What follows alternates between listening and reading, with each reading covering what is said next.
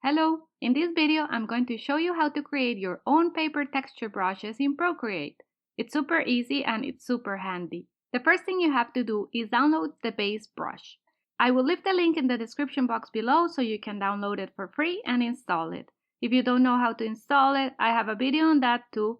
I will leave the link down there, and once you have it downloaded, just press on your brush icon and here it is, the base brush. I'm going to swipe left with 2 fingers and duplicate it so I always have my base brush to start with. And now I click on this new one and I go to Grain and Edit. And here I will press Import and choose Source Library. Procreate comes with all these source files and you can choose from them and experiment with different ones. There's really cool ones that create really nice effects. For now, I'm going to use the crunchy paper. So just tap on it and press Done. And now you can go to About this brush and change the brush's name.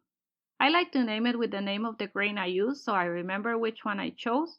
And press Done.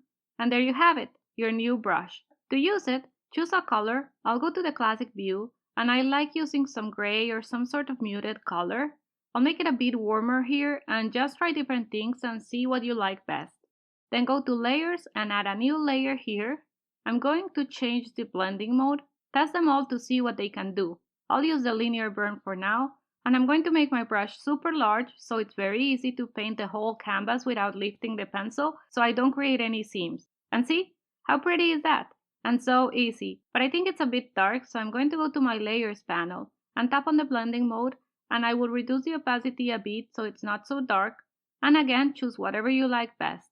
I like how that looks, so we're done. Now you can create different brushes. Just keep duplicating the base brush and follow the same process, but this time I'm choosing Canvas 1. And here you can see the effects of that one. That's it! I hope this is super useful and thanks for watching. If you haven't subscribed, remember to subscribe to this channel and like this video. And subscribe to my newsletter too to get early access to videos like this. Bye!